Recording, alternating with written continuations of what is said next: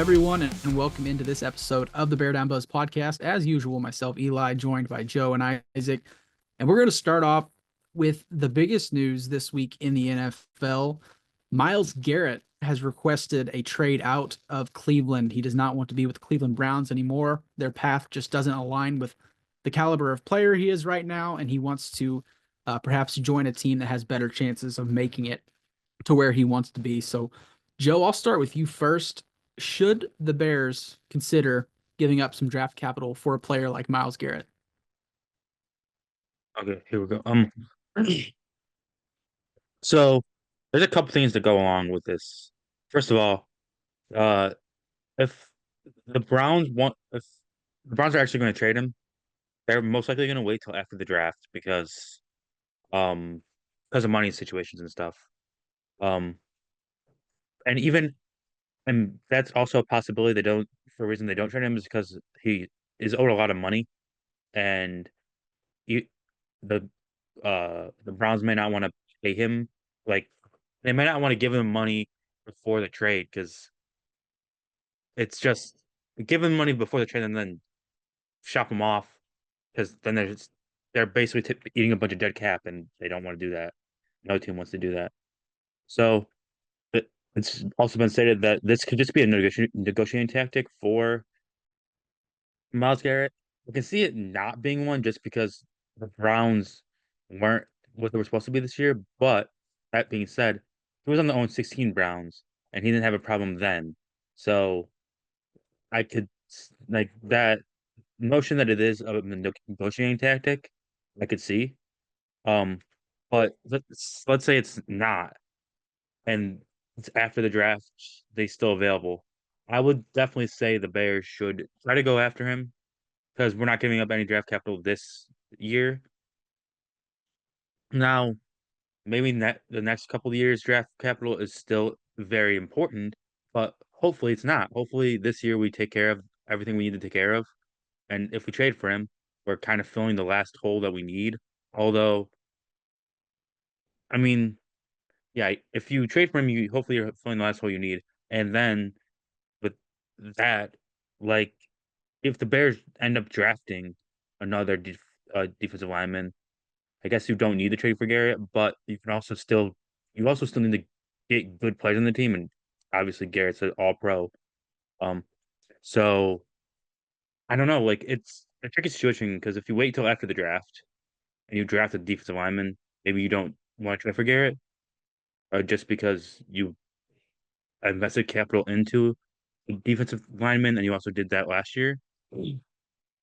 But again, I wouldn't trade for him right now, like before the draft, just because I don't want to give up any of our first three picks, because they're all within the top 100. Um, and we need to draft offensive linemen and potentially defensive linemen. But I mean, I guess I didn't bring this up earlier, but like if they do want to trade for Garrett and he's still available after the draft, what they could do with the first three picks is just take all linemen or like two linemen and a running back, which we'll talk about in a little bit. But yeah, to wrap it up, I don't think we should trade for him right now. If he's still available after the draft, I would put a little bit more thought into trading future picks for him just because hopefully by in the next two seasons we're in the playoffs and those picks not that they don't matter, but they won't matter as much because they won't be as high end talent as you get in the first like 15. I mean, you still find really good players in the first round, like Lucas Xavier Worthy. He was drafted in 32 or 30th. He was drafted in the final three picks of the first round last year.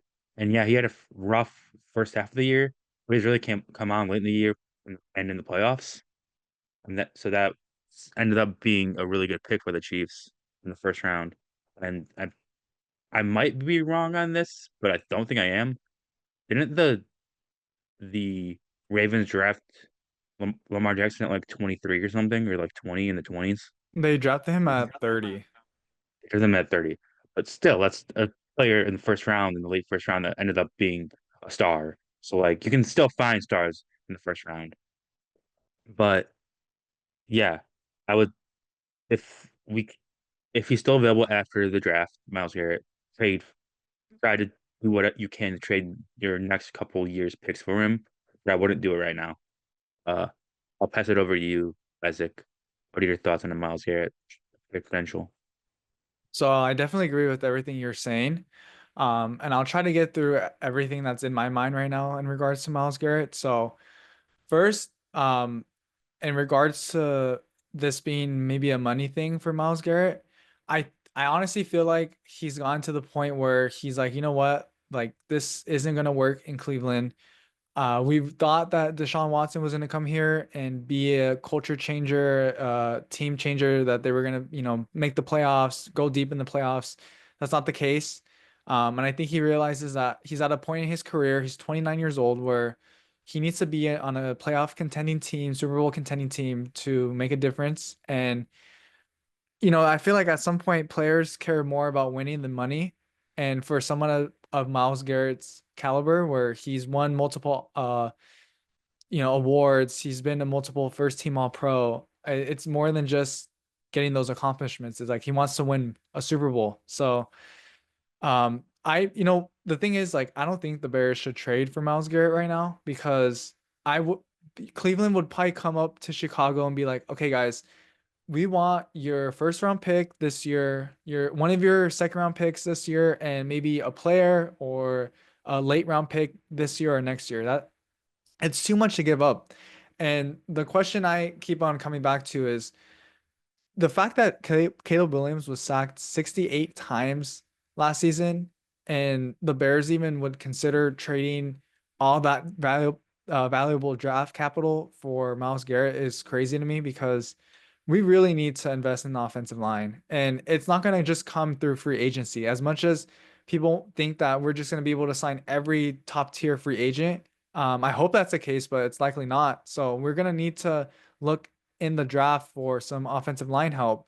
And I don't want that to come in the later rounds. Like we've tried that with a couple of players, and it just, some of them have worked out, some of them haven't, but we really need premium talent early in the draft, and it's not going to come if we trade for Myles Garrett. So just looking at his age, not even just all the draft capital we would lose, but also his salary. He's one of the top paid defensive players in the NFL. So it's gonna take up a lot of our cap if we were to trade for him. Um, and like just thinking about it, I do agree with Joe. I feel like after the draft, if he's still available, which is like would probably be the case, because one, the Browns don't want to trade him, and two, it takes time for a trade like this to happen. So if he were available after the draft, maybe, after we've kind of constructed the roster and we still need defensive edge rushing help, and we look at Cleveland and they're kind of maybe a little bit more desperate to trade him, or if they've kind of come to their senses, like, okay, maybe we're not going to get the return that we're looking for or hoping for, then yeah, like let's look into it. I know I'm not completely dismissing the fact that we shouldn't at least look into trading for Myles Garrett, but I feel like for right now, what would be required to trade for him, it's not worth it. So, Eli, what are your thoughts on the Bears potentially trading for Myles Garrett? Yeah, so we're all kind of on the same page, when it comes to the idea of trading for a guy like Myles Garrett. There's no doubt about his talent. Obviously, he's shown it on the field time and time again. But yeah, I just don't think it is a need, to say the least, for the Bears at pass rusher. Montez Sweat just didn't have someone next to him the last few seasons he's been with Chicago. So it is a need. Uh, but if you do remember, the Bears traded up back into the draft last year to draft a guy like Austin Booker, who they see a lot of potential in. I'm not saying he's going to be a caliber of player that Myles Garrett is in the future, but I do think there's something to him. I don't think it was a wasted pick. So developmentally at that position, I think the Bears are in a good spot. But I agree. If something were to happen where everybody across the league, the rosters are settled, they feel comfortable, and there's just a few teams that really think they can go on a run if they add a guy like Garrett, at least give the Browns a call, see what they're asking, do your due diligence, that kind of thing. I don't see it happening just because of where, the cap is and devoting that much money to the defensive line, you know, having him and Garrett, having, excuse me, Sweat and Garrett on the same line, that would be, close to 200 million tied up just in those two alone, or probably over if I had to guess. So I don't think they are willing to allocate that much money towards that position. But again, do your due diligence if he's available after the draft and see what you can make happen there. But yeah, I don't think we should at this point in our rebuild slash rise to contendership, I guess is the way to put it. But that's kind of the conversation around Myles Garrett. As you mentioned, Isaac, the Browns really not looking to move him. It's just more of a Myles Garrett trying to get out of Cleveland situation. But that is some of the big news across the NFL. More Bears focused, though. The Bears have made some hires, filling out this coaching staff, continuing to do so. Jeremy Garrett was hired as the defensive line coach, worked for the Jaguars. Previously was a defensive lineman for the Ole Miss.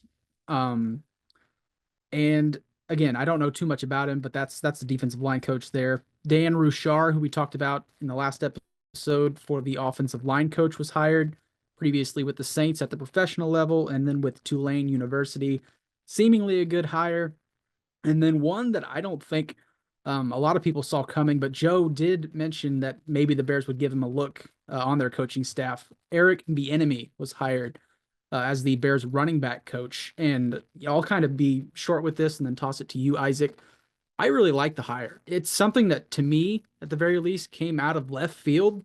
But from everything that we've heard, he's a no-nonsense guy, which is what the Bears need, not only at the running back coach position, but just from the staff in general. So I think accountability is going to be a big thing that Eric Bieniemy brings to this coaching staff. But Isaac, what are your thoughts on Eric Bieniemy becoming the Bears running back coach? I mean, I love it. So first, a lot of fans were like, Bears fans were kind of mixed about it, but you know what? Like, he's not calling plays and stuff like that. I've heard stuff about how maybe he's not the best guy culture wise, and maybe players don't like him, but I think he's a really good coach. He was a really good offensive coordinator for the Kansas City Chiefs for a while. And then he went to UCLA and I forgot, he probably went another uh, university but I think he's going to be a huge addition to this team, especially with a super young offensive coordinator. He'll probably be able to help him out. And just because I want to speak on just how Ben Johnson has been rounding out this coaching staff, I'm really impressed. I feel like it's a lot of like high profile guys that are in these positions. I mean, we have Press Taylor as the passing game coordinator, Eric Bieniemy, running backs coach, Dan Rouchar. He seems like a really good offensive line coach. He coached 4 Pro Bowlers in New Orleans, so we'll see how he does. Hopefully, I mean, I feel like anyone is going to be better than Chris Morgan for offensive line, but I'm glad that the Bears really did their diligence on signing him. And then just having Dennis Allen as our defensive coordinator is amazing. So, Joe, what were your thoughts on the Bears signing or hiring Eric Bieniemy as the running backs coach? Yeah, I like the hire. I've since he's been hired, I've been listening to things. I've heard that he's a really hard ass coach, which is what we need in Chicago. Um, Now his hard assness makes some players not like him. Uh, but the Bears players were begging for uh, this last year. So if everyone complains, I that's I think you guys were just lying to everybody if you complained about this. Like the players, I mean, the players complained. They were lying to the media, the fans. They wanted the hard ass because you're getting the hard ass with uh the enemy, and he. The other thing is he knows how to win because he was with the Chiefs. Now you mentioned he was with UCLA this past year. They weren't that good. In 2023, he was the OC and assistant head coach for Washington. Their offense wasn't great, but they also had bad ownership before as before ownership changed in there. Ownership wasn't good, obviously. And they had Sam Howell quarterback who they threw the ball out with, and he threw a bunch of picks. He also had a bunch of touchdowns and yards, but they didn't really run with him.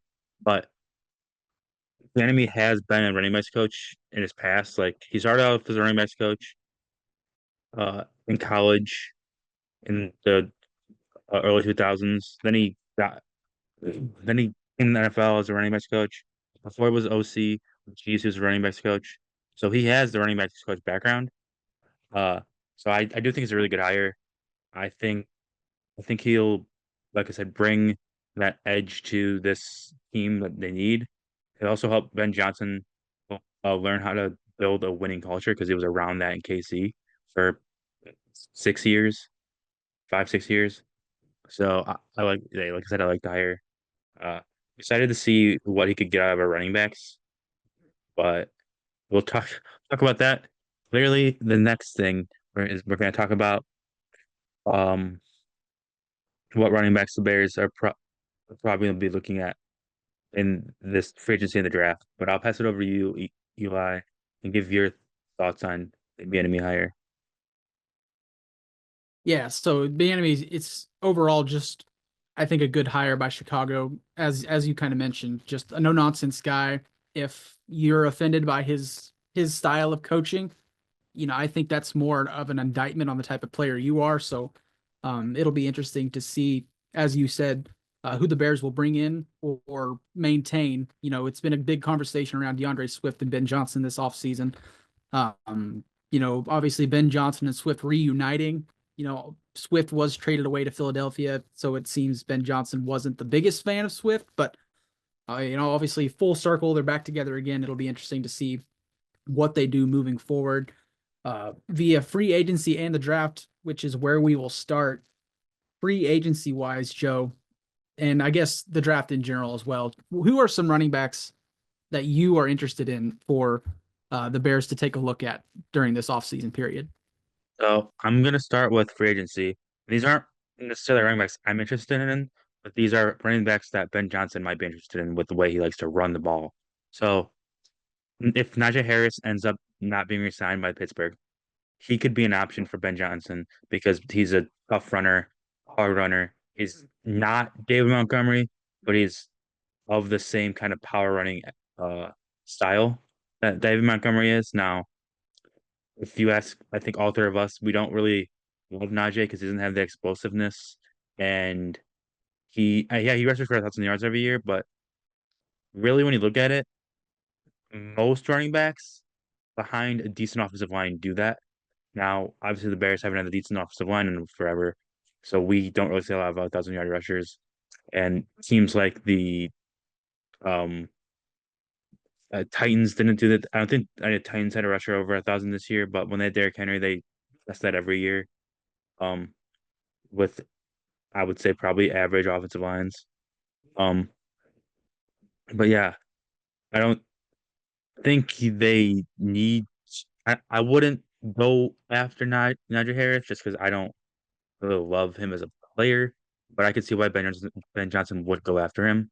And then a name that has has fallen out of grades of people just because he hasn't played up to what he did his rookie season, but he was really good his rookie year. Javonte Williams. Now he's been with Denver obviously for 4 years. He had a really good rookie season, and then injuries kind of plagued him. He hasn't been the same player, but maybe he just needs to change the scenery. And he also has that power rushing uh skill set, but he also has a lot more explosiveness than a Najee Harris. So he's closer, way closer, I think, to David Montgomery than Najee Harris is. Yes, Montgomery isn't like a breakaway runner, but we did see a couple run runs here and there in Detroit where he showed some speed and got um up the middle and into the end zone for like a 20-yard touchdown. So Javonte Williams did that his rookie year, not a lot, but more than he did in the last 3 years. So if Ben Johnson is able to get that out of Javonte Williams, I could see him going after Javonte Williams. Um, then draft wise, uh, people have been throwing out names, a lot of names. Uh, the three names I'm going to throw out: Caleb Johnson from Iowa. I watched Iowa a bunch this year because my brother goes there, and I watched their games because I guess I gotta support them. Uh, he's a really good running back. Has really good vision. He doesn't have that explosive burst. Like he doesn't have a third gear. He gets the second gear. That's kind of it. So it might be an issue in the NFL not being able to like run, like break the Saquon runs and turn on the afterburners to beat players. But he'll get you like a good 10 yards, a good 10 yards, and because his vision is really good and that opens up lanes, which is a problem that DeAndre Swift has, and that's kind of I think part of the reason why uh Ben Johnson doesn't like him is because he doesn't see the field well and he tries to bounce everything. We've talked about that this year. Um and then the other two running backs I'm gonna bring up, Quinshon Judkins from Ohio State and Trayvon Henderson from Ohio State. Um I'm Judkins has the or one of the two. I should know this, but I don't. I've heard one of the two has the explosiveness that Ben Johnson is looking for. I think it was Henderson, but he- I'm definitely not getting that right. But one of the two for sure definitely has the explosiveness that the explosiveness of like a David Mon just the explosiveness that Ben Johnson likes in running backs. So I can see them going. I can see Ben Johnson winning the draft one of those two guys. Um, if they're available in like the third or fourth round, because like I said, I think the Bears are gonna in the first two rounds go after D line and O line like they should because we need to strengthen up our trenches. But those three guys are the three guys I would have my eye on. Like if they're not off the board by like the third or fourth round, which they might be. Um, but there's a bunch of other running backs we could look at too. I'll pass it over to you, Isaac. Who do you have the Bears should maybe sign in the free agency or if they should draft this year? Yeah, so I'll start with free agent. Or actually, I'll start with the coaches. So I think Ben Johnson and Eric Bienemy are gonna have a meeting before free agency. Maybe with Ryan Poles, maybe not with him. And they're gonna talk about the running back room. What do we like about these guys? What do we don't like? Obviously, most of us kind of know Ben Johnson isn't a big fan of DeAndre Swift. We'll see if the Bears decide to maybe try to trade him, or just not utilize him as much on the offense anymore. But how I think about it is in free agency, I'm not sure if the Bears are gonna sign a high profile free agent running back. Um, I just don't see them going after someone like, one of the top free agents like Aaron Jones or something like that. So two names that I'm gonna throw out for free agency for you guys to keep an eye on are 49ers running back Patrick Taylor and Houston Texans running back Cam Akers. So I'll start with Patrick Taylor. He was kind of buried in the depth chart. He was behind Christian McCaffrey, Elijah Mitchell, Jordan Mason, Isaac Rendo. But I think from what I've seen, especially because Patrick Taylor got his first touchdown against the Bears, I really like how he plays. He's kind of like a bigger back. So he's not like a Jahmyr Gibbs or a DeAndre Swift, but I do like how he plays. He's a little on the younger side. I think he's 26, so he could be a really cheap and underrated option. And the other option is Cam Akers. So he was on the Vikings and then he got traded to the Texans. I really like how he plays. I think he's really he wasn't having the best career in the beginning, but he turned things around. And watching him when he would run, it seems like he has a chip on his shoulder. And I would love if the Bears would have an opportunity to sign him because I don't think he would be as expensive as many people think. Um, so those are my two options for free agency that I would be pretty happy if the Bears sign. And again, they would be more cost friendly options. But in the draft, I'll try to give different options than what Joe mentioned. So obviously in the first round, a lot of Bears fans have been talking about, well, should the team draft Ashton Genty? And we're all on the same page right now. I don't think we should, just because, we really have to address the trenches first. And I feel like if the Bears draft Ashton Genty in the first round, I wouldn't know how to feel because I get it. Like he's a generational running back prospect. Like some people have said, he's really good. I understand that, but drafting a 5'9" running back in the first round with a team that has as many holes as it has, I don't know if that's the right option. Um, I think when we really start thinking about running backs is round two, and two options in round two, like Joe mentioned, Caleb Johnson and Omarion Hampton from UNC. I feel like right now fans are kind of torn. Should we draft Caleb Johnson? Should we draft Omarion Hampton? I know there's a lot of Iowa fans are also Bears fans, so a lot of people are pushing for Caleb Johnson. And I really like both running backs. I think I would be extremely happy if we draft either one of them. And I think this is the most likely option for the Bears. I don't think they're gonna wait that long to draft one just because I know Ben Johnson's gonna want his running back and not be stuck with Swift and Roshan Johnson. So I would keep an eye on those two in round two. And then maybe starting round three, probably round five, um, a sleeper option would be Ollie Gordon from Oklahoma State. And the reason why I'm saying this is it's kind of crazy when I think about it because Ollie Gordon was supposed to be a first round pick not too long ago. He was actually the best running back in college football in 2023. He just didn't have the same season that he had that season in 2024. He didn't have a really good offensive line at Oklahoma State. He didn't really put up the numbers that you would expect from a projected first round pick. So he's fallen um, down the draft boards a lot. But I still think he has all of the physical traits and running ability to be one of the top running backs in the NFL.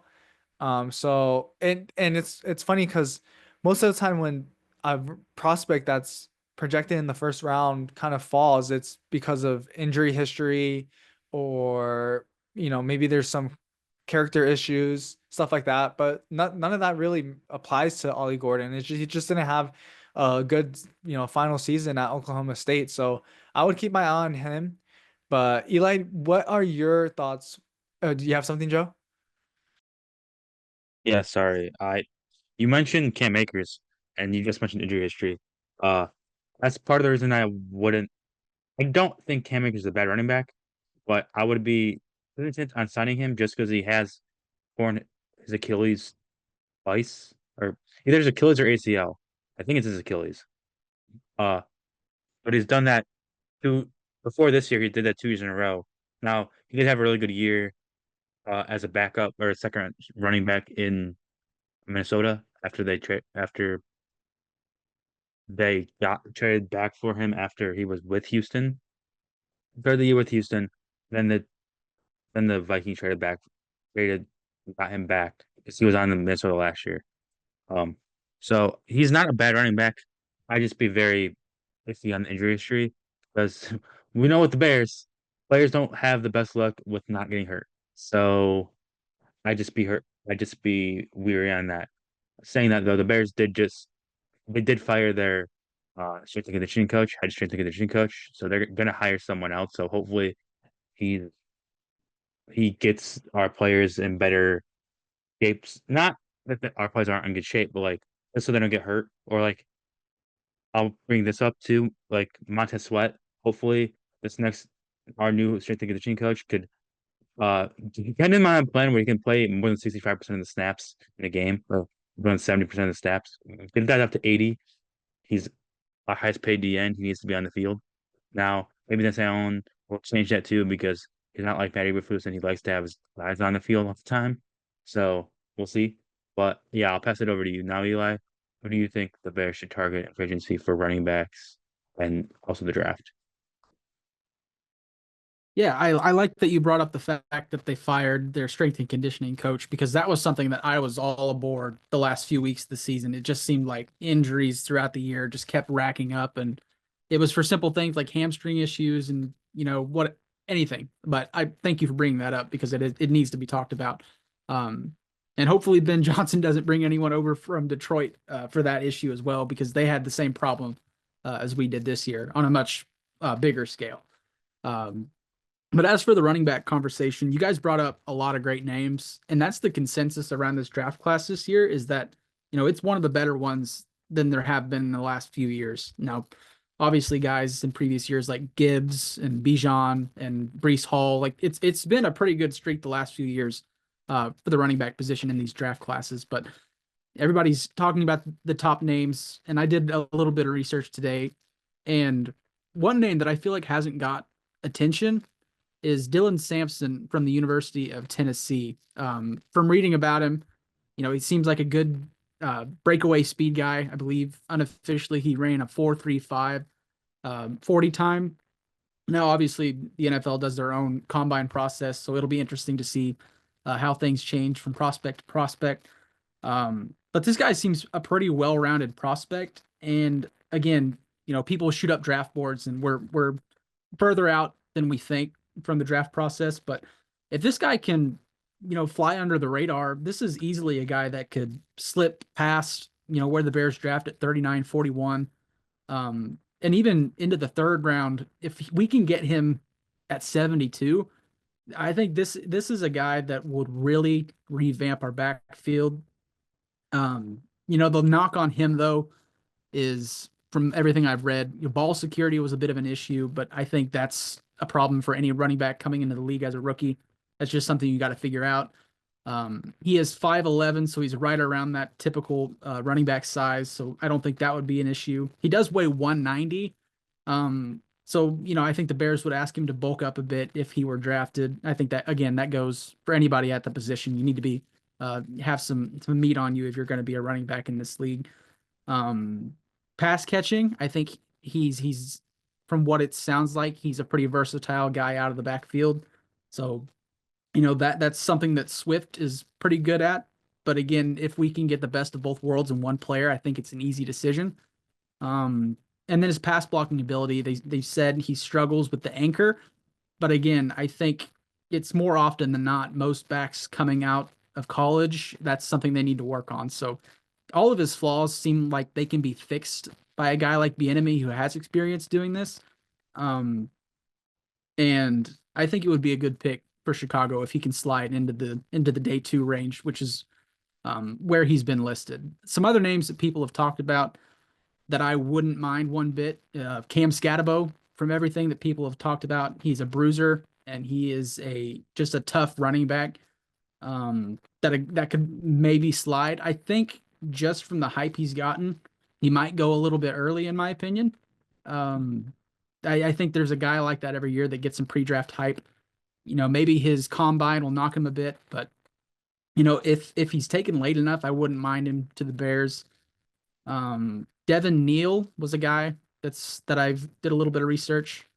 Cam also has some ball security concerns, talking about that back to Cam Scatabo. But again, Devin Neal from the University of Kansas, it was mentioned that he is a good pass catcher, pretty well-rounded prospect as well. But I know less about Neal because he's further down the draft board. But those are some big names for the running back position that I wouldn't mind for the Bears.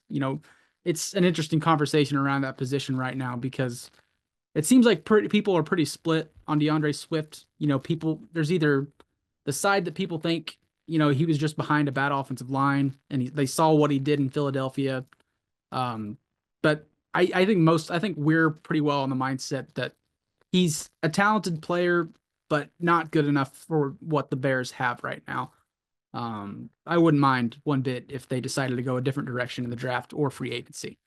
But do you guys have anything else to mention with the running back conversation? Yeah, I want to say something. And yeah, go ahead. Yeah, it's nice that we need a running back, I feel like, because especially this draft class, there's just so much talent and there's so many running backs that we didn't discuss. Like when you get down the boards, there's a Michigan running back. I think his name is Khalil Mullins. He's pretty good. Kansas State has a running back, DJ Giddens. And it's just such a loaded draft class at running back. And the Bears they're gonna do a lot more homework than we are on these running backs, and they're probably gonna find not just one but multiple running backs where they fall in love with. And they're like, this is the guy that really can change our offense. And we could probably get him in round 3 or maybe round 5. So I'm just excited to see the draft comes to see what running back we end up drafting, because I think we are gonna draft one, and if we don't, that would shock me. But I'm just, we gotta invest in positions that need upgrading. And as much as Swift is a good running back, he's not what, we need something better than Swift, honestly. So I just wanted to bring that up. But Joe, you got something? Yeah. I didn't bring this up when I was talking about Bienemy, and I should have. But while he was the OC in KC, he was able to make Clyde as Edwards-Helaire look like a pretty decent back for a couple seasons. Since he left, I mean, now he's Edwards-Helaire is no longer with the Chiefs. But the 2 years since he left, he didn't really do anything at all with the Chiefs. Now, obviously, his rookie season was his best season with the Chiefs, but after that, I mean, he still did pretty decently. Give me a minute here. I'm gonna pull up his stats. As a as a rookie, Edwards-Helaire rushed for 800 yards. Then the next season, he ran for 500 yards, 517, and then the third season, which was uh Bienemy's last year in KC, he ran for 302, but that's also the year they drafted Pacheco. So the 2 years that they didn't have Pacheco, he was a pretty decent on the ground running back. And then in the air, he caught 260 or 297 his first year and one 129 his second year. So yes, that's not great numbers, but that's better than he did after Bienemy left. And yeah, Bienemy wasn't the running backs coach during Edwards-Helaire's time, but he was the OC, and he did probably work a little bit with Edwards Edwards-Helaire. So that should give you some. If you aren't high on the Bienemy hire, that should give you more hope that he'll at least be able to do something and make more of our running backs. So like, I wouldn't completely write off Roshan Johnson either, because the Bears organization really liked him. Obviously, before they hired Ben Johnson might not like him as much. But if Ben Johnson does like him, I can see Roshan being that between the tackles back, or like being a third running back that we have, and we keep him, and he'll be like a third running back, and we work him in more than we did the past 2 seasons. Again, we don't know if Ben Johnson likes Roshan, but if he does, that could be an option for Roshan. But yeah, I'll throw it back over to you, Eli, if you have anything more to say. Yeah, just to kind of piggyback off of that, I think the Bears running back room is the most uncertain it's been in recent history, because you can go back all the way to 2017. You knew you had a guy in Jordan Howard. It's 2016, excuse me, because he went to Philadelphia that year, I think. Sometime it all meshes together sometimes, but regardless, in that era they had Jordan Howard, who was uh, followed by Tariq Cohen, who was followed by David Montgomery, um, who also had a guy next to him in Khalil Herbert, who kind of gave you that feeling of, well, it's not the most talented back room in the league, but it was reliable. Throw another guy like Damian Williams in there for a while, in 21, 22, that range for the Bears, but uh, reliable is the word to kind of look for this Bears running back room in recent history. And right now it's kind of in limbo, I would say, because you don't necessarily want to rely on a guy like DeAndre Swift, but some people like him. And the same thing with Roshan Johnson. Everybody's kind of split. So if they can get a guy in free agency or the draft to kind of solidify this room, I'll feel a lot better about this running back room moving forward. But I like that you brought up Bienemy's history, some other guys that he's helped develop throughout the years. Obviously, the big one, Jamal Charles, and you can give him some credit, I guess, for Adrian Peterson. Excuse me, Adrian Peterson, but at the same time, AP was already that guy, so it's like yes and no. And Kareem Hunt, I guess, is another name that you can kind of bring up for Eric Bieniemy. So he's got a good history of developing running backs.